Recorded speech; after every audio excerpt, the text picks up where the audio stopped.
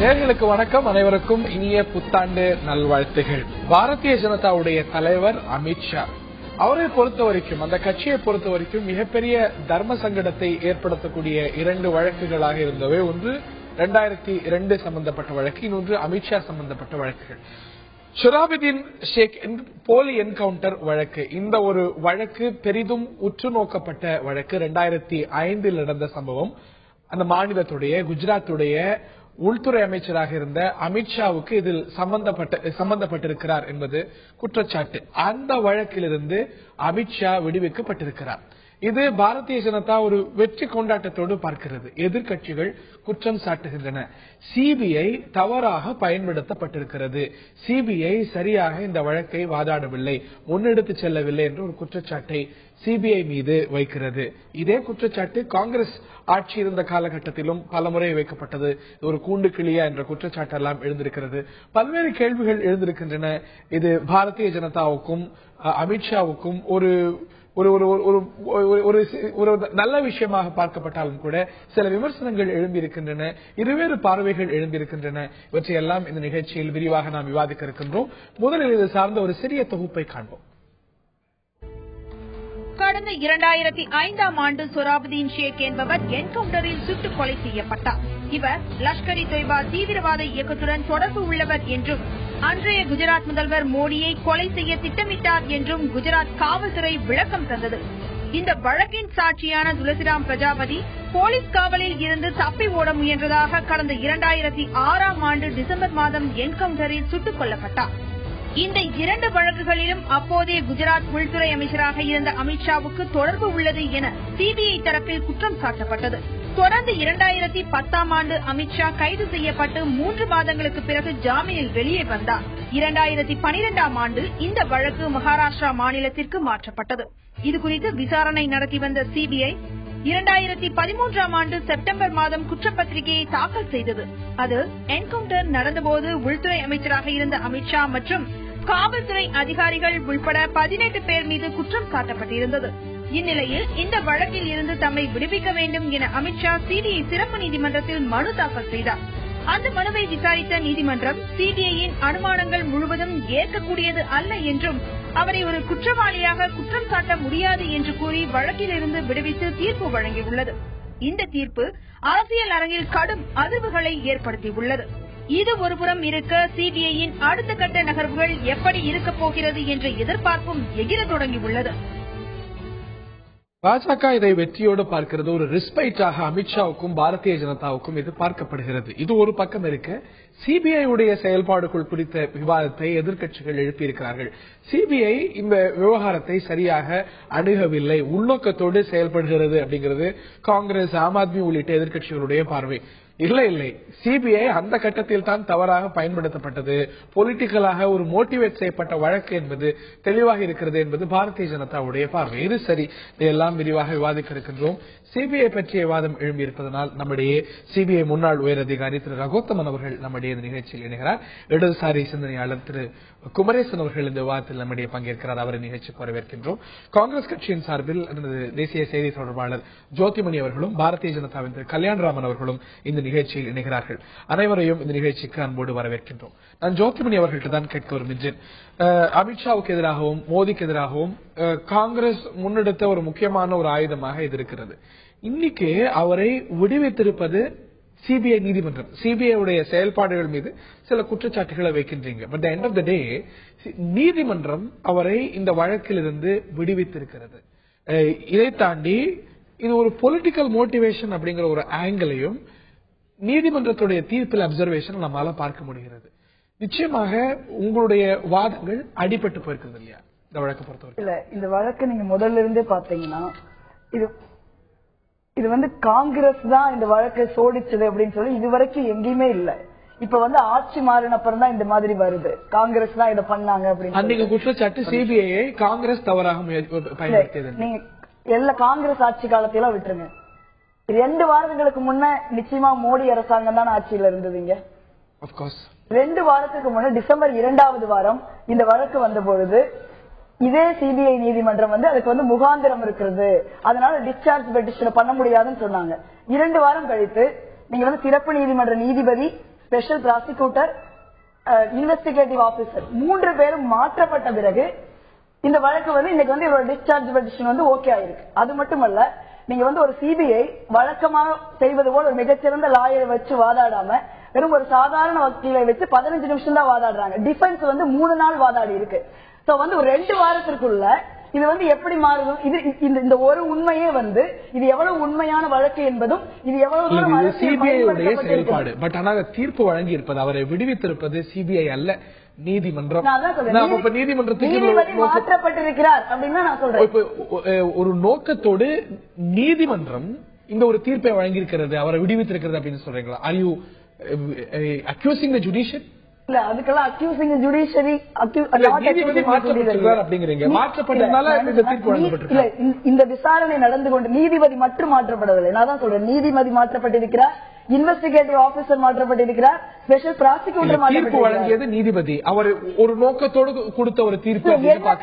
2 வாரத்திற்கு முன்பு இந்த வழக்கில் அமித்ஷா குற்றவாளி என்று சொன்ன பிறகு எதற்காக இதை மாற்றணும்?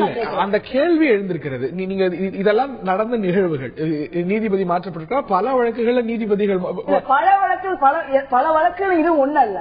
இது ஒரு உள்துறை அமைச்சராக இருந்த ஒருவர் நீதிபதி மாறி அமித்ஷாவுக்கு சாதகமாக தீர்ப்பு வழங்கியிருக்கிறார். நிச்சயமாக இந்த வழக்கில் இந்த நீதி வளைக்கப்பட்டிருக்கிறது, நீதியின் கரங்கள் முறிக்கப்பட்டிருக்கிறது என்பதை சொல்வதற்கு நான் அச்சப்படவில்லை.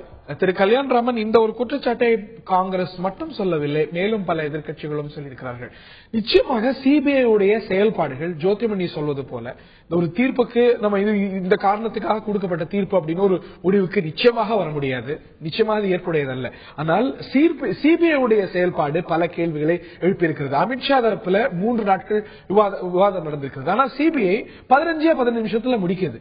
இதுல அப்பாயின்ட் பண்ண வேண்டிய பப்ளிக் ப்ராசிக்யூட்டர் அப்பாயின்ட் பண்ணப்படல. சிபிஐ மெத்தனமாக செயல்பட்டிருக்கிறது அப்படிங்கிறது பல கேள்விகளை எழுப்பவே செய்திருக்கிறது. கல்யாணம், இதுல மிக அடிப்படையா நம்ம பார்க்க வேண்டிய விஷயத்திலிருந்து போவோம். முதல்ல சொராபுதீன் ஷேக் கேஸ் சொராபுதீன் ஒரு டெரரிஸ்ட், அங்கிருந்து இது ஆரம்பிக்கிறோம்.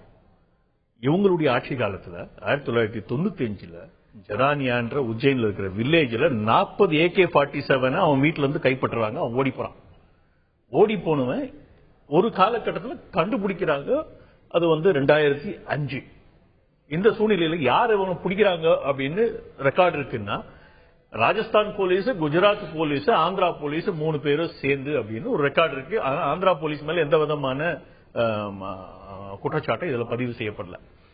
இது என்கவுண்டர் அப்படின்ற அந்த ஆங்கிள் சிபிஐ உடைய விட்னஸே சொல்ற ஒரு விஷயம் என்னன்னா, ஆர்கே பத்னி என்ற ஆர்கே மார்பிள்ஸ் உடைய ஓனர் காங்கிரஸ்காரரு, அவர் 10 கோடி ரூபாய் கொடுத்தார் இவர்களை கொள்வதற்குன்னு ஒரு ரெக்கார்டு இருக்கு.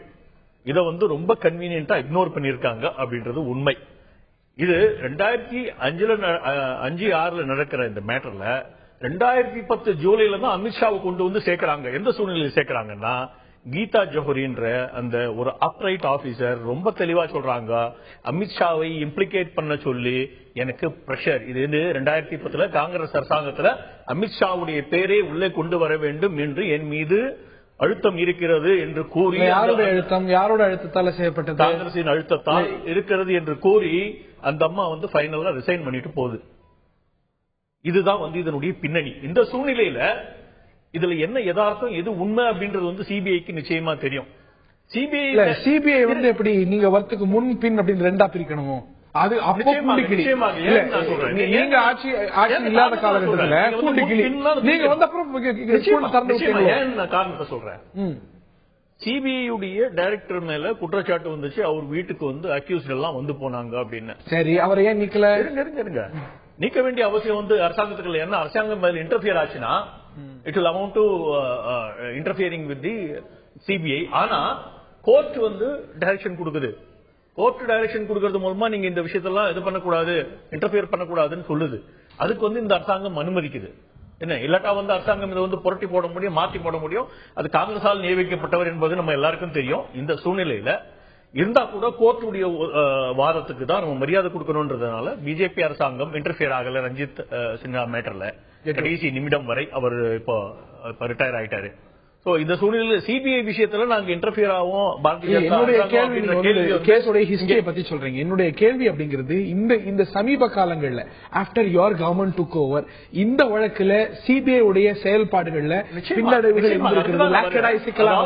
நீங்க என்ன இது பண்றீங்கன்னா இதுல வந்து பிஜேபி அரசாங்கம் வந்த கையோட வந்து ஒரு 15 மினிட்ஸ் வந்து ஆர்கியூ பண்ணி முடிச்சிட்டாங்க. இதுல என்ன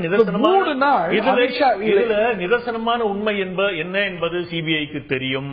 ஆனால் 2010 அமித்ஷாவின் பெயர் தேவையற்று உள்ளே கொண்டு வரப்பட்டது. 2010 அந்த காலகட்டத்தில் சார்ஜஸ் ஃப்ரேம் பண்ணது அப்பயும் தெரியும் தானே சிபிஐக்கு? நிச்சயமா தெரியும். அப்ப சுயாதீனமா இருந்ததா சுயமாக செயல்பட விடாதது காங்கிரஸ் அரசாங்கம். இன்று நாங்கள் சுயமாக வேலை செய்ய விட்டிருக்கிறோம். அந்த சூழ்நிலையில் அவர் மீது உண்மையாகவே குற்றச்சாட்டு இல்லை என்பதால் சிபிஐ தனது வாதங்களை நீக்கி இருக்கிறது அவர் பெயரை. குமரேசனுடைய முதற்கட்ட பார்வை சார், இன்னைக்கு கோர்ட் அவரை விடுவித்திருக்கிறது இந்த வழக்கில் இருந்து என்னும் பொழுது அதை நம்ம மதிக்க கூடாதா? அது நான் சார்ந்திருக்கிற மார்க்சிஸ்ட் கட்சியினுடைய அரசியல் தலைமைக்குழு உறுப்பினர் சீதாராம் யெச்சூரி அவர்கள் இது பற்றி கருத்து சொல்லியிருக்கிறார்கள். இப்பொழுதுதான் உண்மையான ஃபேக் என்கவுண்டர் நடந்திருக்கிறது என்று. ஒரு போலி மோதலின் மூலமாக ஒரு நீதி சாகடிக்கப்பட்டிருக்கிறது என்பதுதான் அதோட அர்த்தம். அது இப்ப நண்பர் கூட சொராபுதீன் எப்படிப்பட்டவர் என்றெல்லாம் சொன்னார். சொராபுதீன் எப்படிப்பட்டவர் என்பது இப்ப விவாதமே இல்லை. அவர் மீதான சட்டப்படியான நடவடிக்கைகள் அனைத்தும் சட்டப்படியே எடுக்கப்பட்டிருக்க வேண்டும் என்பதில் யாருக்கும் மாறுபாடு இல்லை. ஆனா என்கவுண்டர் என்ற பெயரில் என்கவுண்டர்னா எனக்கு தெரிஞ்ச குறைந்தபட்ச ஆங்கில அறிவு என்பது நீங்கள் நானும் மோதிக்கிட்டா தான் அது என்கவுண்டர். ஏன்னா பிடிச்சு வச்சுட்டு சுடுறதுக்கு பேரு என்கவுண்டரே அல்ல.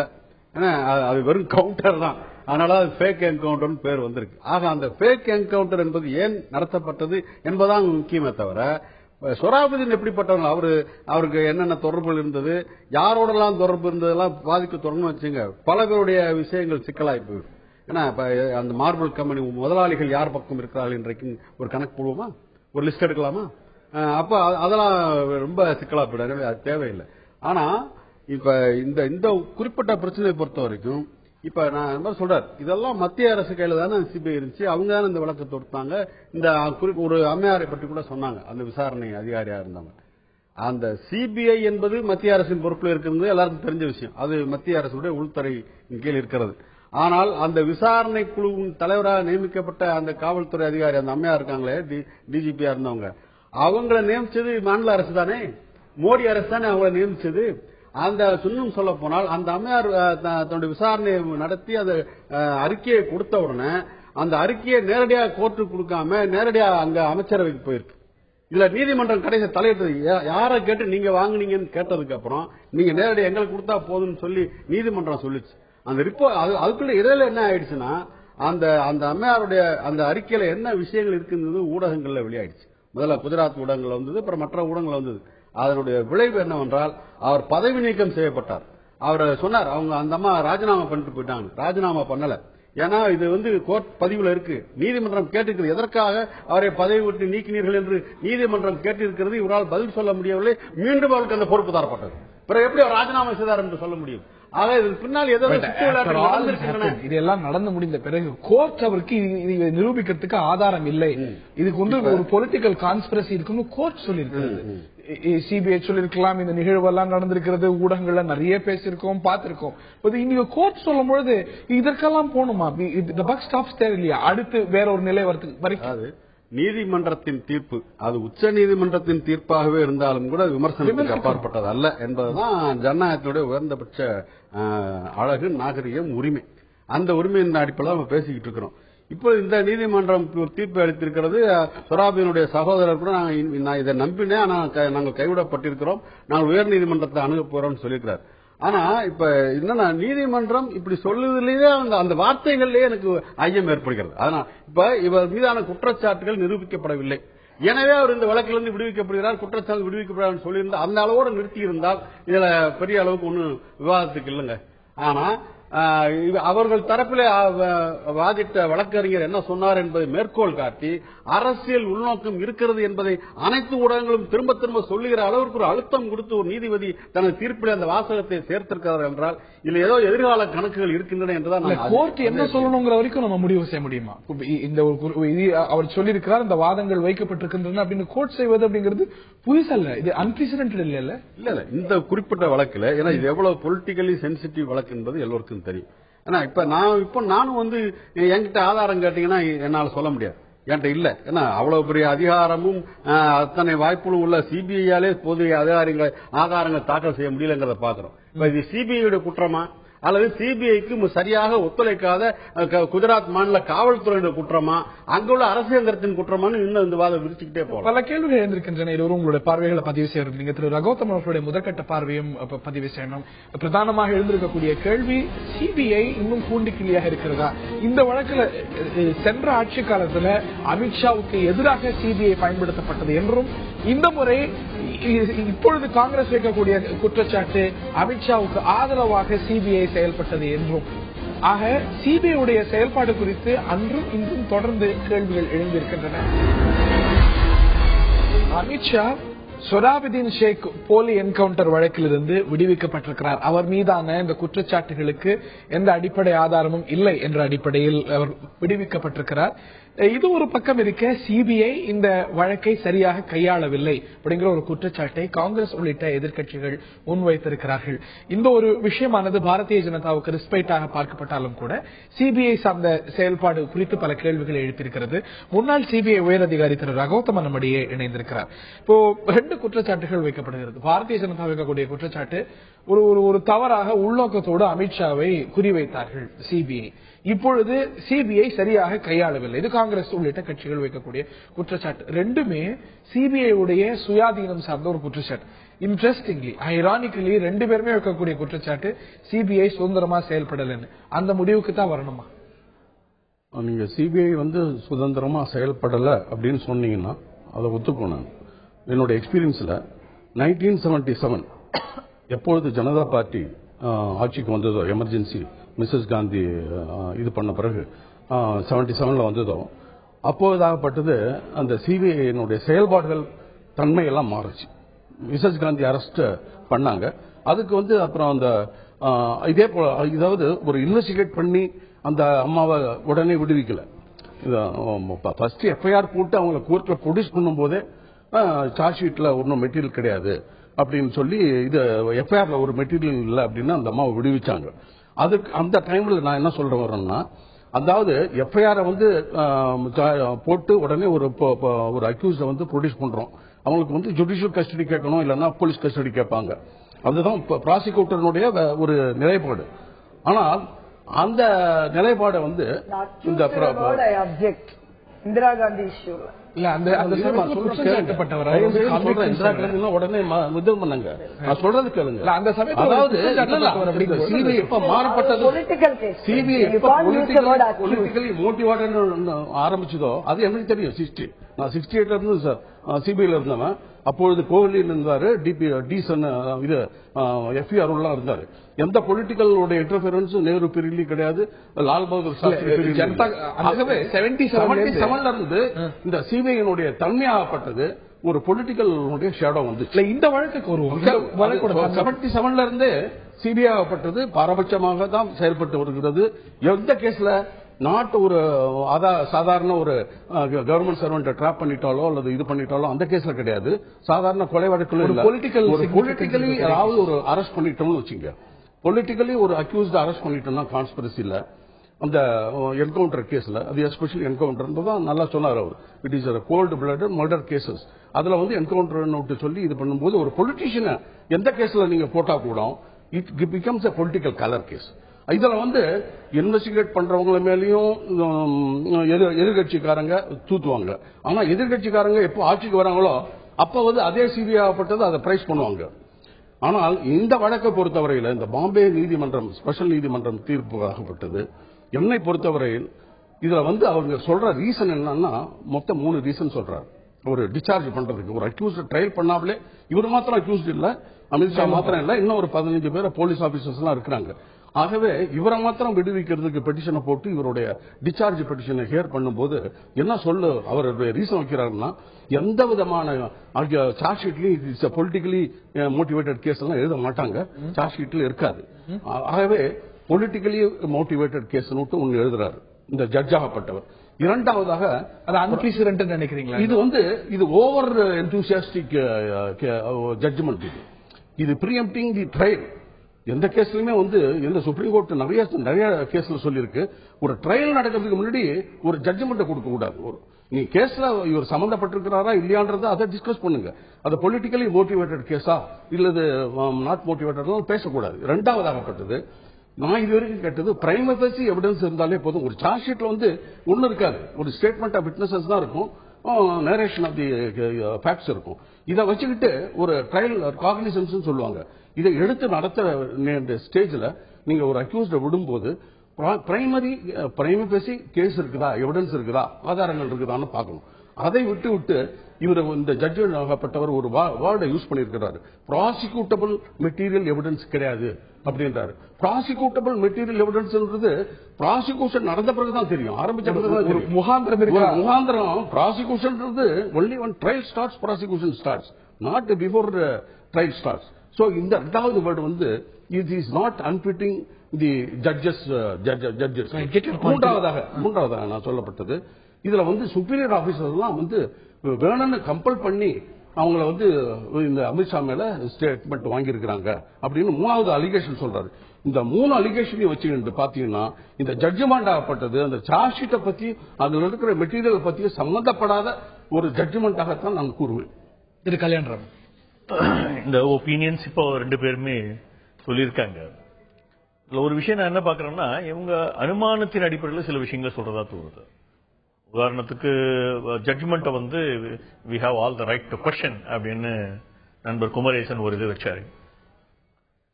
அது ஃபேக்ட், ஃபிகர், லாஜிக், எவிடன்ஸ் உடைய அடிப்படையில் தான் அதை கேள்வி கேட்க முடியுமே தவிர வெறும் அனுமானத்தின் அடிப்படையில் கேள்வி கேட்க முடியாது என்று நண்பருக்கு நான் சொல்லிக்க விரும்புறேன். இது ஒரு கேஸ் அப்படின்னு இருக்குன்னா இந்த 4 அம்சங்கள் தான் அதுல செயல்படுத்தப்படும். இந்த 4 அம்சங்கள் நான் முதல்லயே வச்ச வாதத்திலேயே இருக்கு. 2010 போர்ஸ் பண்ணப்பட்ட ஒரு பெயர், இவருடைய பெயர், அவரை பிரைம் அக்யூஸ்டா கொண்டு வரணும்னு காங்கிரஸ் அரசாங்கம் சிபிஐ போர்ஸ் பண்றது மூலமா தான். ஒரு விதத்தில் அவர் ஒத்துக்கிட்டாரு. சிபிஐ 1977 ஆரம்பிச்சு இன்னைய வரை கிட்டத்தட்ட 35-37 வருஷங்களா ஏதோ ஒரு ரூபத்துல இன்னி வரைக்கும் சுதந்திரமா இல்லைங்கிறதுல நீங்க உடன்படுறீங்க? சுதந்திரமா இல்லைன்றது அதுக்கு அது முழுக்க இத கையாண்டது முழுக்க கையாண்டது காங்கிரஸ் அரசாங்கம். சிபிஐ சீர்திருத்தம் வேணும் அப்படின்னு கோரிக்கை வச்ச அமைப்புகள்ல பாரதிய ஜனதாவும் சீர்திருத்தங்கள். உங்களுக்கு ஏற்கனவே ஒரு உதாரணம் சொல்லிட்டேன். ரஞ்சித் சின்ஹா மீது அவ்வளவு பெரிய குற்றச்சாட்டு காங்கிரஸால் தேர்ந்தெடுக்கப்பட்டவர் இருந்தும் கூட அவர் மீது குற்றச்சாட்டு இருக்கும் பொழுது அவர் மீது நடவடிக்கை எடுங்கன்னு பிரஷர் இருந்த போதும் கூட ஏன் நீங்க நடவடிக்கை எடுக்கல? அந்த மேட்டர் சப்ஜுடைஸ் கோர்ட்ல இருக்கு. அந்த சூழ்நிலையில அதுல நம்ம இன்டர்ஃபியர் ஆக முடியாது. ஏன்னா இந்த டாக்குமெண்ட்ஸ் எல்லாமே யாரெல்லாம் அவர் வீட்டுக்கு போனாங்க அப்படின்றத பிரசாந்த் பூஷன் அந்த டாக்குமெண்ட்ஸ் எல்லாத்தையும் சுப்ரீம் கோர்ட் யாரு அப்பாயின்மெண்ட் சென்ட்ரல் கவர்மெண்ட்டுங்க. அது காங்கிரஸ் அரசாங்கம் அப்பாயின்ட் பண்ணது. இன்னைக்கு ரஞ்சித் சின்ஹா பிஜேபி அரசாங்கம் தூக்கி போடுறது வச்சு ஒரு ஆர்குமெண்ட்டுக்காக உடனே என்ன சொல்லுவாங்க, மோட்டிவேட்டட் ரிமூவல் சொல்லுவாங்க. அதனுடைய விளைவு பல கட்சிகள் ஏன் அவரை நீக்கலங்கிற கேள்வி தான் வச்சாங்க. ப்ராப்பர் ப்ரொசீஜர்ல ஃபாலோ பண்ண வேண்டிய ஒரு விஷயம். ரஞ்சித் சின்ஹா இந்த கேஸ் சார்ந்தே சில ஸ்பெசிபிக்கான கேள்விகள் எழுகின்றன. ஏன் இந்த public prosecutor, special public prosecutor இந்த ஒரு அப்பாயிண்ட் செய்யப்படலங்கிற ஒரு கேள்வி எழுந்திருக்கிறது. இவருடைய பெட்டிஷனுக்கு அப்பீல் போலங்கிற கேள்வி எழுந்திருக்கிறது. பல கேள்விகள் இது சார்ந்து எழுந்திருக்கின்றன. 3 நாட்கள் அமித்ஷா அவருடைய தரப்பு வாதிட்டு இருக்கிறது. இஸ் என்டைட்டில்ட் டு, அது அவருடைய உரிமை. ஆனா இதுல பல குற்றச்சாட்டுகளை வைத்திருக்கக்கூடிய சிபிஐ ஏன் அதை 15 நிமிஷத்தில் எதிர்கொண்டது? நீங்க திரும்ப போவாத ஊருக்கு வழி கேட்டுட்டு இருக்கீங்க. முதல்ல நான் சொன்னா இது ஒரு ஜோடிக்கப்பட்ட ஒரு கேஸ். யாராலே இந்த கொலை நடந்தது, இந்த என்கவுண்டர் எப்படி நடந்திருக்கு அப்படின்னு பார்த்தா காங்கிரஸ் உடைய அபிமானியான ஆர்கே பத்னி 10 கோடி ரூபாய் கொடுத்து இந்த கொலையை ஆரம்பிச்சதா முகாந்திர தகவல் இருக்கு நம்ம கிட்ட. இல்ல இல்ல இல்ல இது வந்து எவிடன்ஸ் நான் சொல்லல. அத வந்து டிஸ்கவுண்ட் பண்ணிட்டு ஒரு விட்னஸருடைய மேட்டரை வந்து டிஸ்கவுண்ட் பண்ணிட்டு அமித்ஷா இதே சிபிஐ அவரை கீ கன்ஸ்பிரேட்டர் மெயின் அக்யூஸ்ட் அப்படின்னு சொல்லிருக்கிறது. ரொம்ப அழகா அந்த கண்ணூர்ல மணி இன்னொரு ஆள் இருந்தார் இல்லையா, நாங்க தான் வந்து கம்யூனிஸ்ட்காரங்க எல்லாம் பிளான் பண்ணி போட்டு தரணும் அப்படின்னு சொன்னாரு. அந்த மாதிரி ஒரு டிஸ்கவுண்ட் பண்ண முயற்சி பண்றாரு. விஷயம் என்ன, சொராபுதீன் வந்து ஊர் உலகம் முழுக்க போய் துப்பாக்கி காட்டி மிரட்டி ஏகப்பட்ட கோடிகளை வந்து கொள்ளையடித்தவன் என்பது வந்து 60 கேஸ் பெண்டிங்ல இருக்கு. நல்ல மனுஷன் மாதிரி காவல்துறை சட்டப்படி இயல்பான விஷயம். விசாரணை நடந்திருக்கணும், நீதிமன்றங்கள் தண்டிக்கப்பட்டிருக்க. சொல்லி முடிச்சிடறேன். ஒரு ஆள் மேல காவல்துறை நடவடிக்கை எடுப்பது மிக இயல்பான விஷயம். இந்த சூழ்நிலையில் அவரை வந்து போலி என்கவுண்டர்ல கொன்னாங்க அப்படின்றது வழக்குக்கு வந்து எவிடன்ஸ் எல்லாத்தையும் கொடுத்து முடிக்க வேண்டியது கேஸ். அது கேஸ் வந்து அதனுடைய லாஜிக்கல் எண்டுக்கு போட்டோம். அதுக்கு வந்து சூழ்நிலைகள் இருக்கு. இப்ப டிஸ்சார்ஜ் பெட்டிஷன் போட்டு என்ன இதுல இருந்து விடுவிக்க வேண்டும் என்று அமித்ஷா கேட்கிறார். அதுக்கு வந்து விடுவிக்கிறதுக்கு போதிய முகாந்திரங்கள் இருக்கு அப்படின்னு கோர்ட் விடுவிக்குது. இது வந்து ஒரு நார்மல் ப்ரொசீஜர். குவாஷ் பெட்டிஷன் போடுறது, டிஸ்சார்ஜ் பெட்டிஷன் போடுறது ஒரு நார்மல் லீகல் ப்ரொசீஜர். இன்னைக்கு வந்து அமித்ஷா பிஜேபியுடைய தலைவராக இருக்கிற ஒரே காரணத்தினால இது வந்து பொலிட்டிக்கலி மோட்டிவேட்டட் வாதத்துக்கு எடுத்துட்டு போக கூடாது. ஒரே ஒரு தகவல் சொல்லுகிறேன். கல்யாணராமன் சொல்லும்போது சொன்னார் இல்லையா, அந்த நீதிமன்றம் டிஸ்சார்ஜ் பெட்டிஷன் போடுறாங்க, நீதிமன்றம் அதை ஏற்றுக்கொள்கிறதுங்கிற மாதிரி கொண்டு வந்தார் இல்லையா. என்ன பிரச்சனை, ஏன் இங்க சிபிஐ இங்க விமர்சனத்துக்குள்ளாகிறது என்றால், அந்த பெட்டிஷனை சிபிஐ எதிர்க்கவில்லை. அதுதான் பிரச்சனையே. அவர் வலுவாக இதுக்கு நான் எதிர்க்கல. விரிவா வர கொண்டு வர்றாங்க. அவரை 4 வருஷம் கழித்து ஏன் கொண்டு வர்றாங்க? மோட்டிவேஷன் என்ன இப்ப அவர் விடுதலை பண்ணதுல மோட்டிவேஷன் நம்ம பாயிண்ட். அவர் வேற மாதிரி சொல்றாரு. ரைட். இப்ப இன்னும் இந்த பிரச்சனையை சிபிஐ சரியாக கையாளவில்லை. கடந்த காலத்தில் அது எப்படி பயன்படுத்தப்பட்டது என்பது எனக்கு அந்த இது இல்ல. அது காலங்காலமாக காங்கிரசும் சரி பிஜேபியும் சரி திரும்ப திரும்ப தங்களுடைய அரசியல் ஏவலுக்காக சிபிஐ பயன்படுத்த அரசியல் ஏவலுக்காக அமித்ஷாவுக்கு எதிராக சிபிஐ பயன்படுத்தலாம். நிச்சயம் அதுல இருக்கலாம். நம்ம வரட்டும், அது பிரச்சனை ஆகட்டும், வேணாம் சொல்லல, அது வெளியே வரட்டும். ஆனா அதே நேரத்தில் இதை வந்து நேர்மையான முறையில் தொடர்ந்து கையாளவில்லை. ஏன்னா அந்த பிரச்சனையை வந்து வேற அந்த நேரத்தில் அனைத்து எதிர்க்கட்சிகளும் அனைத்து ஊடகங்களும் இப்படி ஒரு பெரிய குற்றம் நடந்திருக்கிறது என்பதும் இதுல இவர் ஏதோ ஒரு வகையில் சம்பந்தப்பட்ட, குறிப்பா இந்த நீதிமன்றத்தில் கொடுக்கப்பட்ட அறிக்கையில் ஒரு 600 மணி நேர பேச்சுவார்த்தை ஏன் டெலிட் செய்யப்பட்டது, ஏன் நீக்கப்பட்டது? அமித்ஷாவுக்கும் குறிப்பிட்ட சில போலீஸ் அதிகாரிகளிடம் நடந்த உரையாடல் அது ஏன் நீக்கப்பட்டது? இருவருமே இது சார்ந்து பேச வேண்டியிருக்கிறது. பல கேள்விகள் எழுந்திருக்கின்றன. இந்த உரையாடலில் ஒரு சிபிஐ தன்னுடைய குற்றச்சாட்டு பதிவு செய்யும் போது முந்தைய கட்டங்கள்ல இந்த உரையாடல் இதுல சம்பந்தப்பட்ட காவல்துறை அதிகாரிகளுக்கும் அமித்ஷாவுக்கும் ரொம்ப ஃப்ரீக்வெண்டாக தொடர்ச்சியாக பேச்சுக்கள் நடந்திருக்கிறது என்பதுதான் வைக்கப்பட்ட குற்றச்சாட்டு. ஒரு மாநில உள்துறை அமைச்சருக்கும் அதிகாரிக்கும் மாதிரியான பேச்சுவார்த்தைகள் தொடர்ச்சியாக நடைபெறுவது, டெலிபோனிக் கான்வர்சேஷன் நடப்பது இயல்பான ஒரு விஷயம் தான். அது ஒரு ஆதாரத்துக்கு அடிப்படையான விஷயமாக எடுத்துக்கொள்ள முடியாது என்று நீதிமன்றமும் சொல்லியிருக்கிறது. சொராபுதீன் என்கவுண்டர் வழக்கிலிருந்து அமித்ஷா பாரதிய ஜனதாவுடைய தலைவர் அன்றைய குஜராத் மாநிலத்துடைய உள்துறை அமைச்சர் விடுவிக்கப்பட்டிருக்கிறார். பாரதிய ஜனதா இதை கொண்டாட்டத்தோடு பார்க்கிறது. மாறாக எதிர்க்கட்சிகள் உள்நோக்கத்தோடு சிபிஐ பயன்படுத்தப்பட்டிருக்கிறது, அமித்ஷாவுக்கு சாஃப்டாக நடத்தப்பட்டிருக்கிறது, அப்படி கிடைத்த ஒரு தீர்ப்பு தான் இது. நிச்சயமாக அடுத்த கட்டங்களில் நாங்கள் இதை மேற்கொள்வோம். we will make sure Amit Shah அவருக்கு தண்டனை கிடைக்க நாங்கள் வழி செய்வோம் என்று எதிர்க்கட்சிகள் குற்றம் சாட்டியிருக்கின்றார்கள் சிபிஐ செயல்பாடு மீது. இதே குற்றச்சாட்டை தான் சிபிஐ அமித்ஷாவுக்கு எதிராக பயன்பட்டது என்ற ஒரு குற்றச்சாட்டை தான் அன்றும் இன்றும் பாரதிய ஜனதா வைக்கிறது. பல கேள்விகள் எழுந்திருக்கின்றன. நான் ஜோதிமணி அவர்கள்ட்ட கேட்க விரும்புகிறேன். காங்கிரசும் கூட பல பிரச்சார மேடைகள்ல முன்வைத்த வாதம், இதுல சம்பந்தப்பட்ட அதிகாரிகளிடம் பலமுறை அமித்ஷா பேசினார், போன்ல பேசினார், கான்வர்சேஷன்ஸ் டூ ஃப்ரீக்வென்ட் அப்படிங்கிற ஒரு குற்றச்சாட்டை வைத்திருக்கிறது. நீதிமன்றம் சிபிஐல நீதிமன்றம் சொல்கிறது, ஒரு அமைச்சர், அதுவும் அந்த துறை சார்ந்த அமைச்சர் அதிகாரிகளிடம் இவ்வளவு முறை பேசுவது, இந்த பிரீக்வன்சியில பேசுவது அப்படிங்கிறது இயல்பான ஒரு விஷயம் தான். இது இதற்கான ஆதாரமாக எடுத்துக்கொள்ள முடியாது அப்படின்னு. Sounds logical? இந்த கேள்விக்கு ராகவதமன் சார் ஆல்ரெடி பதில் சொல்லிட்டாரு. அவர் சொன்னது ரொம்ப கொலைக்கலா பொலிட்டிக்கலா சொன்னோம்னா அது அமித்ஷா ஆபீஸ்ல இருந்து எழுதி குடிச்சு வந்த ஒரு ஜட்ஜ்மெண்ட் மாதிரி தான் எனக்கு தோணுது. அவர் 1, 2, 3 சொல்லிட்டாரு. அதுக்கு முன்னாடி நீங்க வந்து சொராவுதீன் ஷேக் இப்படி நோக்கம் மட்டும் இந்த ஒரு பாயிண்ட் சொல்லும் போது இல்ல இது ஒரு நோக்கத்தோட கொடுக்கப்பட்டது அப்படின்னு ஒரு எளிமையா எதையுமே அப்படி சொல்லிடலாம். எளிமையான்னு சொல்ல அவர் விளக்கி சொல்லிட்டாரு. 3 பாயிண்ட் வந்து எப்படி வந்து அன்பிரசிடென்டட் ஜட்ஜ்மெண்ட் வந்து அவர் எழுதி இருக்காருன்னு சொல்லிட்டாரு. நீதிபதிகள் நான் இன்னும் வந்து பிராங்கா சொல்ல போனோம்னா அமித்ஷாவை ஆதரித்த ஒரு நீதிபதி கவர்னர் ஆகிறாரு. அமித்ஷாவை எதிர்த்த ஒரு நீதிபதி அனைத்து தகுதிகளும் இருந்தும் கோபால் சுப்பிரமணியம் உச்ச நீதிமன்ற நீதிபதி ஆக முடியாமல் மோடி முடக்கினார் என்பது வரலாறு. Not long ago 5 months back. இன்னும் coming back to the point, Sohrabuddin Sheikh விஷயத்தில் நீங்க பாத்தீங்கன்னா அவர் சொன்னார் அவர் எவ்வளவு பெரிய குற்றவாளி, அதுல ஒன்றும் சந்தேகம் கிடையாது. அவர் யாருடன் இருந்தார்? அவர் வந்து அமித்ஷாவுடைய கையால். இந்த வழக்குல நம்ம திருப்பி ஒரு பேர் ஒரு தீர்ப்போட அடிப்படையை நம்ம நோக்காம தீர்ப்பே நான் ஏற்க மாட்டேன், ஒரு தீர்ப்பு வந்து உள்நோக்கத்தோட கொடுக்கப்பட்ட ஒரு தீர்ப்பு அப்படிங்கிற அந்த ஒரு இதுலயே பேச விடுங்க, நான் முடிக்கல. இதுல வந்து ஸ்பெசிபிக்கா பெரும்பான்மையான ஊடகங்கள் ஒரே ஒரு பேர் தான் பயன்படுத்தி இருக்குது, சொராவுதீன் ஷேக். இன்னொரு பேர் இருக்குது, அந்த பேருக்கு பேரு துளசிராம் பிரஜாபதி. அவர் இந்து, இன்னும் பச்சையா சொல்ல போனா அவர் ஒரு பிராமணர். அந்த வழக்கிலிருந்து அவர் விடுவிக்கப்பட்டிருக்கிறார். இவரையே என்கவுண்டர்ல போட்டாங்க அப்படின்னா அந்த ஃபர்ஸ்ட் கேஸ்க்கு இவர் சாட்சி. இத வந்து இன்னைக்கு காலையில இருந்து நியூஸ் வர்ற மாதிரி பார்க்க இந்த 2வது பேர் இல்லாமதான் விவாதங்கள் நடக்குது. இப்ப வந்து அவர் சாட்சியங்கள் இது 2 கேஸுக்கு லிங்க் இருக்குது. 2 பேரும் போலி என்கவுண்டரில் போடப்பட்டார்கள் என்பது வழக்கு. இந்த 2 கேஸுக்கு சேர்த்துதான் இன்னைக்கு வந்து நீதிமன்ற ஜட்ஜ்மெண்ட் வந்திருக்குது. இதில் ஒரு பெயர் திட்டமிட்டு மறைக்கப்படுகிறதுல இருந்து இதுக்கான காரணங்கள் உங்களை சொல்ல பல விவாதங்கள் ஒரு பகுதி வச்சு நீங்க விவாதிக்க முடியாது. கேஸுக்கு 2 பகுதி இருக்குது. It is understood. இந்த ஒரு செய்தியானது பரவலாக சொல்லப்பட்டிருக்கிறது. இதுல விடுவிக்கப்பட்டிருக்கிறார் ஒரு செய்தி தான் வாதிக்கும். 2வது இது விடுவிக்கப்பட்டிருக்கிறார் என்னன்னா சொராபுதீன் போலி என்கவுண்டர் வழக்குல இவர் விடுவிக்கப்பட்டதுன்னு மட்டுமே சொல்லிட்டு இருக்கிறோமே, சொராபுதீன் பிரஜாபதி என்கவுண்டர் வழக்குல விடுவிக்கப்பட்டார் சேர்த்துல சொல்லணும். 2வது அதான் பாயிண்ட்.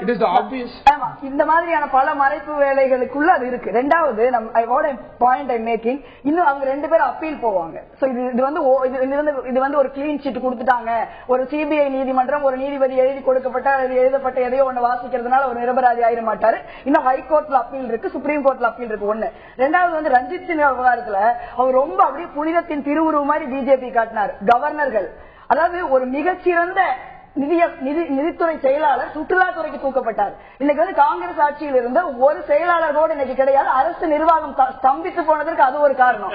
ஒரே ஒரு விஷயம், பல அதிகாரிகள் மாற்றப்படலைங்கிறதா ஃபாரின் செக்ரட்டரியில இருந்து எல்லா பெரும்பாலான செயலாளர்கள் காங்கிரஸ் அரசாங்கத்தில் யார் ஃபாரின் செக்ரட்டரி ஃபாரின் செக்ரட்டரி பல துறையுடைய செயலாளர்கள் கண்டினியூ. அந்த 2 பேர் ரகுராம் ராஜ்ல தூக்குனா எக்கானமி ஆடி போயிடும், அதனால அவரை தூக்க முடியல சொல்லிட்டாரு. 2வது ரஞ்சித் சின்ஹா விஷயத்துல பிராங்கா சொல்லணும்னா ரஞ்சித் சின்ஹா எப்ப வந்து அந்த அனில் அம்பானி கேஸை எப்ப டைலூட் பண்ண ஆரம்பிக்கிறாருன்னா இவங்க பதவிக்கு வந்த பிறகு தான் அனில் அம்பானி கேஸ் அவர் டைலூட் பண்றாரு. அதுலதான் 2G அனில் அம்பானிக்கு தான் அவர் சப்போர்ட் பண்றாரு. அவரை பார்த்தா ஒரு நிமிஷம், ரஞ்சித் சின்ஹா அப்பாயிண்ட் செய்யப்பட்டார், ஒரே ஒரு அரசாங்க அப்படி பாத்தீங்கன்னா நீங்க வந்து வினோத் ராய் நாங்க தான் அப்பாயிண்ட் பண்ணோம், ரஞ்சித் சின்ஹா நாங்க தான் அப்பாயிண்ட் பண்ணோம், இன்னைக்கு வந்து ட்ராய் சேர்மன் நாங்க தான் அப்பாயிண்ட் பண்ணோம், ஹோம் செக்ரட்டரி இவங்க எல்லாம் இன்னைக்கு பிஜேபி இருக்காங்க. அப்படி இவங்க எல்லாம் பிஜேபியோட மோல்கள் நான் சொல்லக்கூடாது, ஏன்னா சொன்னா நல்லா இருக்காது, அதுக்கு எனக்கு எந்த விதமான ஆதாரம் கிடையாது. I leave it to the public judgment. இது வந்து யார் எப்படி பயன்படுத்தப்படுகிறார்கள்?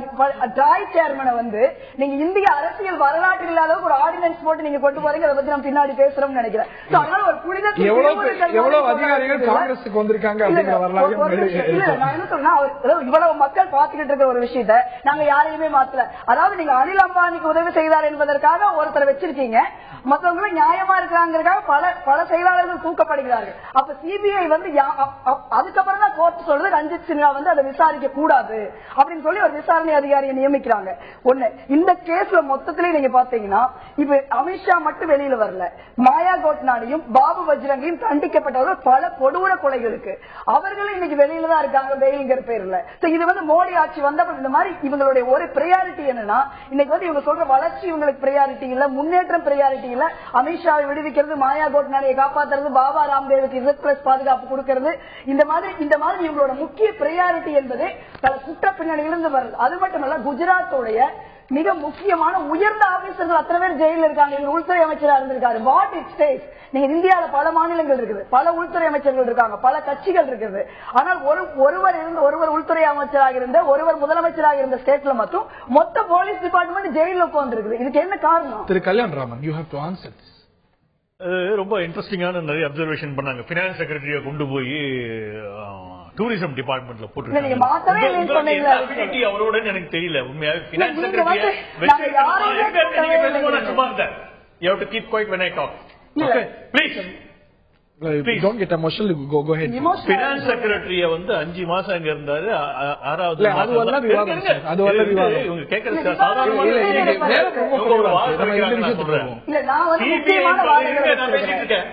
சிபிஐ என்பது மிஸ்யூஸ் பண்ணது காங்கிரஸ் என்றது உலகறிந்த விஷயம். இந்தியா மட்டும் மாற்ற என்ன சிபிஐக்கு என்ன ரிஃபார்ம் கொண்டு வர முயற்சி செஞ்சீங்க? நீங்க அந்த கேஜ் பேரக்டர் ரஞ்சித் சின்ஹா சொன்னார், சிபிஐ அப்படியே மாற்றி அமைக்கணும், ரிஃபார்ம் கொண்டு வரணும், இந்த சீர்திருத்தம் கொண்டு வரணும். நீங்க என்ன சீர்திருத்தத்துக்கான முயற்சியை தொடக்க?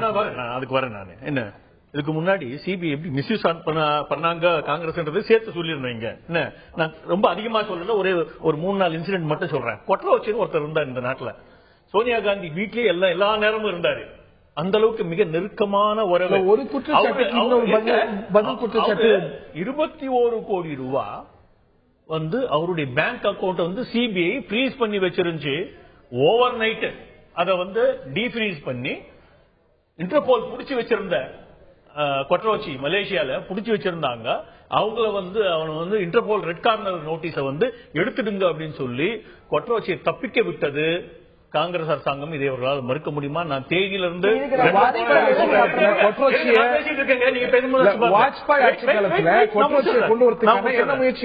பிரியதர்ஷினி மட்டும் ஒரு சின்ன பாப்பா 22 வயசு, என்ன அந்த அவளை வந்து காங்கிரஸ்காரன் ஒருத்தன் கொன்னுட்டான். அந்த கேஸ்ல என்ன பண்ணாங்க? அதுக்கப்புறம் சுப்ரீம் கோர்ட்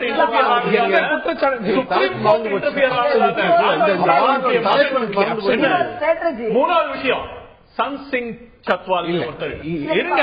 இந்த வழக்கு பத்தி பேசும்போது 23 கோடி ரூபாய் bank of India New York branch ஏமாத்துறாரு. நீங்க என்ன காங்கிரஸ் காப்பாத்துறீங்களா? கொஞ்சம் சும்மா இருங்க, நான் பேசுறேன்.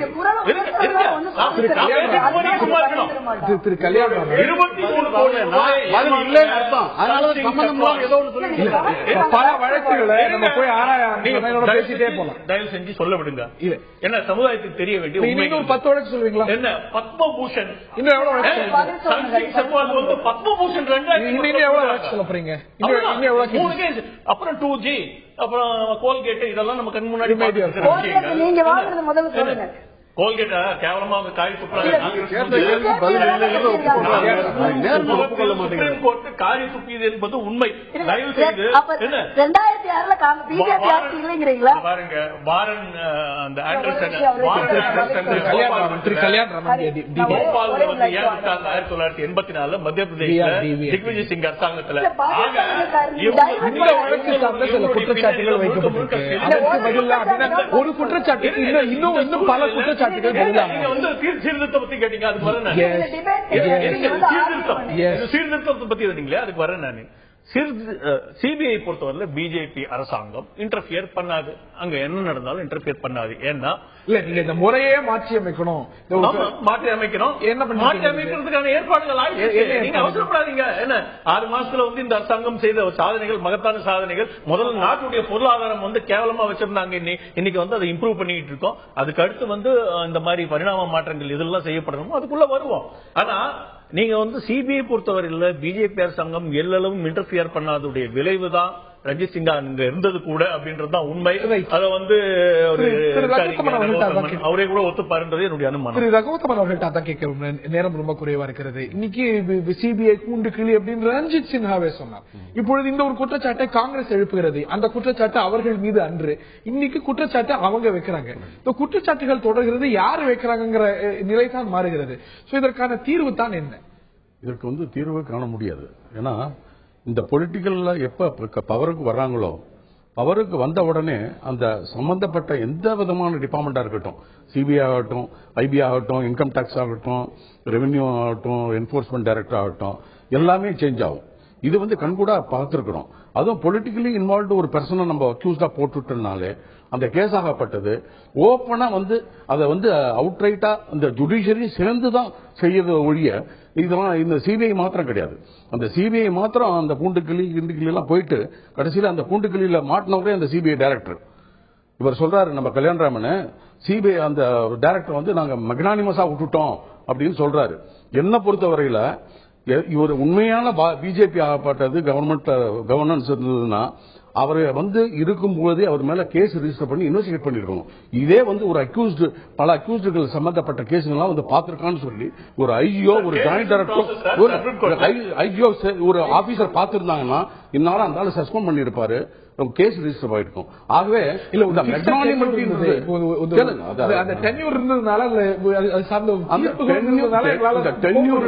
Tenure it is not subject to over outright tenure கிடையாது. It is always subject to இப்ப அவர் வந்து பணம் வாங்கிட்டாரு, அப்ப வந்து அவரை பிடிக்க முடியாதா? அவர் கொலை பண்ணிடுறாரு, அப்ப அவர் மேல கேஸ் ரெஜிஸ்டர் பண்ண முடியாதா? ஒரு ரேப் பண்ணிடுறாரு, anybody who is committing a crime is no exemption to do any act. அதாவது 2 வருஷம் எனக்கு வந்துடுச்சு அப்படின்றதான் இம்யூனிட்டி எல்லாம் அவருக்கு கிடையவே கிடையாது. இந்த சட்டத்தை பொறுத்தவரையில எல்லாரும் சமம் அது அப்படின்னு தான் சொல்லுவோம் நம்ம. ஆனால் பொலிட்டீஷியன்ஸ் ஒரு அக்யூஸ்டா போட்டாலோ ஒரு பவர்ஃபுல் பர்சன் ஒரு அக்யூஸ்டா போட்டாலோ சிபிஐ ஆகப்பட்டது ஆர் போலீஸ் ஆகப்பட்டது, ஆனால் அந்த வழக்காகப்பட்டது நேர்மையாக சட்டம் சரியாக இருக்கவில்லை தான் என்னுடைய பார்வை. திரு குமரேசன், ரொம்ப சுருக்கமா உங்களுடைய வாதம். இந்த ஒரு குற்றச்சாட்டு 2 ஆட்சியிலையும் தொடருது. குற்றச்சாட்டு வைக்கிறவங்க தான் மாறுபடுறாங்க, மாறி மாறி மாறுபடுறாங்க. என்னதான் தீர்வுன்னு நினைக்கிறீங்க? நீதிமன்றம் கூட இதை பத்தி பேசியது, அதற்கான ஒரு குழு அமைக்கப்பட்டது சிபிஐ சீர்திருத்தம் சார்ந்து. உங்களுடைய பார்வை இறுதிக்கட்ட பார்வை.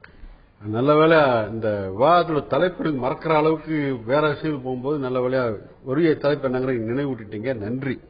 அடுத்து அவங்க செஞ்சாங்களே சொல்றது நீங்க செய்யறத நியாயப்படுத்த விஷயம் ஆகாது. அது குற்றம் தான். அப்ப நீங்க இப்ப நடந்தது குற்றம் தான் ஒப்புக்கொள்றீங்களா? அது தவறு தான். இது இப்ப நீங்க நடந்தது தவறு தான் ஒப்புக்கொள்றீங்களாங்கிற கேள்வி நான் வைக்கிறேன். அடுத்து நீங்க கேட்ட நேரடி என்னதான் இதுக்கு மாற்று அப்படின்னு கேக்குறீங்க. இப்பவும் நான் சொல்றேன், சிபிஐ போன்ற அமைப்புகள் 100% அப்படியே சுதந்திரமாக ஒரு அரசுக்கு கட்டுப்படாததாக மாற்றப்பட்டு விடும் நான் கனவு கூட காணல. ஏன்னா இந்த இந்தியா போன்ற கட்டமைப்புல அரசினுடைய கட்டுப்பாடு ஏதோ ஒரு வகையான வழிகாட்டல் என்பது நிச்சயமா தேவைதான். ஆனா அது உண்மையிலேயே அரசியல் உள்நோக்கம் இல்லாமல் செயல்படுத்த, அரசியல் தலைமை என்பது வேறு, அரசியல் உள்நோக்கம் இல்லாமல் செயல்படுவது என்பது ஆட்சிகளுடைய மனசாட்சி அரசியல் நேர்மை சம்பந்தப்பட்ட விஷயம். அதை உறுதிப்படுத்துகிற ஒரே சக்தி மக்கள்கிட்ட தான் இருக்கு. விழிப்படையட்டும். இப்படி போன்ற நிகழ்ச்சிகள் மூலமாக மக்கள் விழிப்புணர்வு அடைவதும் நாங்கள் இதை கவனித்துக் கொண்டிருக்கிறோம் என்ற உணர்ச்சியை அந்த ஆட்சியாளர்களுக்கும் மற்ற அரசியல்வாதிகளும் ஏற்படுத்தட்டும். அப்புறம் நிலைமை தானாக மாறும். ரைட். இந்த நிலையில இந்த ஒரு தீர்ப்பை நீதிமன்றம் கொடுத்திருக்கிறது. இந்த சமயத்தில் எந்த நீதிமன்ற தீர்ப்பும் ஏற்கப்பட வேண்டியது, மதிக்கப்பட வேண்டியது என்பதில் மாற்றுக்கருத்து இல்லை.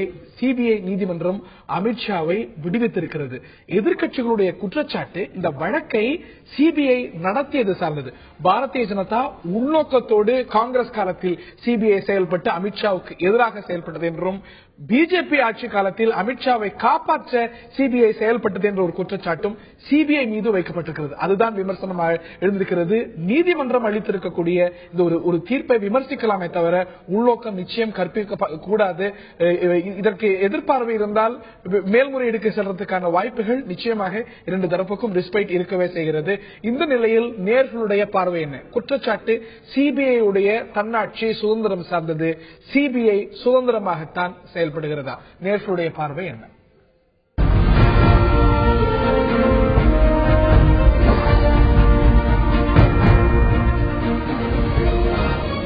ஆம் என்று 13% இல்லை என்று 80% ஓரளவுக்கே என்று 7% சொல்லியிருக்கிறார்கள். சிபிஐ கூண்டு கிளி போல் செயல்படுகிறது என்று சிபிஐ உடைய இயக்குநரே ஒரு கட்டத்தில் சொல்லியிருந்தார். அந்த நிலை இன்னும் தொடரத்தான் செய்கிறதா? சிபிஐ சீர்திருத்தம் பற்றி பல்வேறு அரசியல் கட்சிகள் பேசியிருக்கிறார்கள். இம்முறை இல்ல வரும் காலத்தில் அது விரைந்து நடக்கும், அதற்கான முயற்சிகள் நடக்கிறது என்று அரசு சார்பிலும் பாஜக சார்பிலும் சொல்லப்படுகிறது. இது நடக்க வேண்டும் என்பதுதான் பொதுவான எதிர்பார்ப்பு. நிகழ்ச்சியில் பங்கு பெற்ற திரு ரங்கோத்தமன் அவர்களுக்கும் திரு குமரேசன் அவர்களுக்கும் ஜோதிமணி அவர்களுக்கும் கல்யாணராமன் அவர்களுக்கும் பார்த்த நேர்களுக்கும் நன்றி. இனிய புத்தாண்டு வாழ்த்துகள். நிகழ்ச்சியில் பங்கு பெற்ற விருந்தினர்களுக்கும் நேர்களுக்கும் கூறி விடைபெறுகின்றோம். வணக்கம்.